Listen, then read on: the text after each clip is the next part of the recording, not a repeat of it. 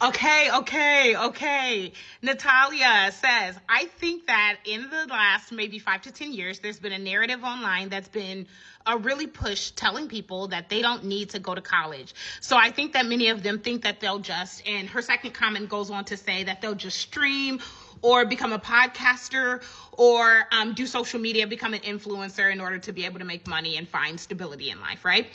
And I absolutely agree with this take, okay? But the very interesting thing is that this narrative that's being pushed online is being pushed online by people who actually fit the demographic of those who are able to do this. And the demographic of those that are able to do this would be the wealthy or the rich. And that's because the wealthy / rich, for them, money creates opportunity. For the poor, education creates those opportunities, right?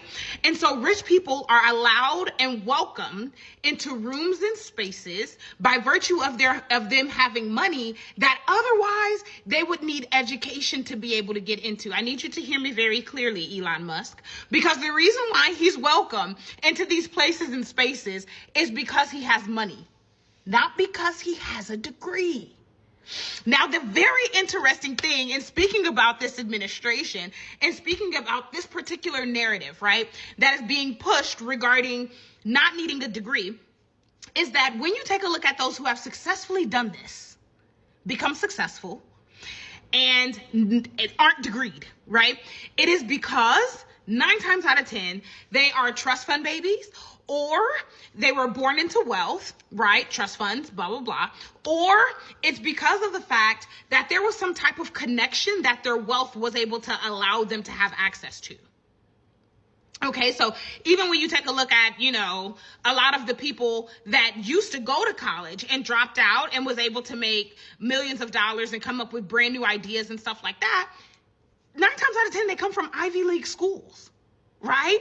And so what they do is that they go to Ivy League schools for the intention of being able to network, to then partner with other people, to then be able to drop out and start their own business and start their own company. And they get crazy investments and things like that just because an Ivy League school is on their resume that they attended and because of the wealth that typically backs their name. Now, you know what's also very interesting?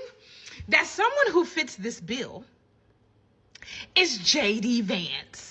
Right? Because the reason why J.D. Vance was able to attend Yale Law School is because of charity. According to him, he received a very generous package offer to allow for him to attend Yale University's law school. Otherwise, he would have not been able to attend. Otherwise, he would have not been in proximity of wealthy people to even be considered as an option to be given to President Trump as a running mate. Moreover, in his own memoir, you have J.D. Vance that talks about how he felt the class disparity while attending Yale University because J.D. Vance came from a very poor background whose parents were struggling with substance abuse. And so this is the very interesting thing because this goes into classism, right? Because that is the second breakdown when it comes down to white people. White people, first and foremost, in order for them to be able to get the buy-in of the poor, they must convince the poor that they're better than minorities and people of color. After they do that, then they further separate white people into those that are rich and those that are poor. And it is to the benefit of rich white people that poor white people do not grapple with and come to the understanding that rich white people do not like them, do not want them in proximity, and do not want their kids to go to school with poor white kids. And there is also a difference between old money and new money. You must hear me out. And me and my friend was talking about this because she was saying that President Trump and J.D. Vance are equally as bad. And I was like, no, they're not. She was like, what do you mean, no, they're not? I was like, because Donald Trump is old money. And old money doesn't really respect new money. And what you have to understand is that Donald Trump has been rich for decades. Okay? His parents were rich, right? So by the time it gets to him and he's now married and he now has kids. And so there is a transfer of wealth between generations. This is called generational wealth.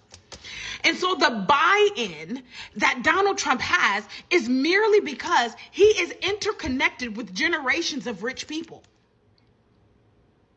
The difference between Donald Trump and J.D. Vance, hear me, is that J.D. Vance is not rich. And he is not respectable rich.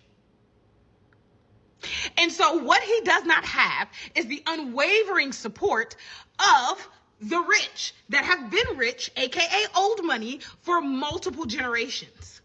And so if for any particular reason, J.D. Vance would then have to be running the country, do you know how difficult things would be for him to be able to get people on board? Isn't that crazy? Isn't it very interesting how J.D. Vance is among people and he doesn't even know that they don't consider him to be one of them? Bonkers.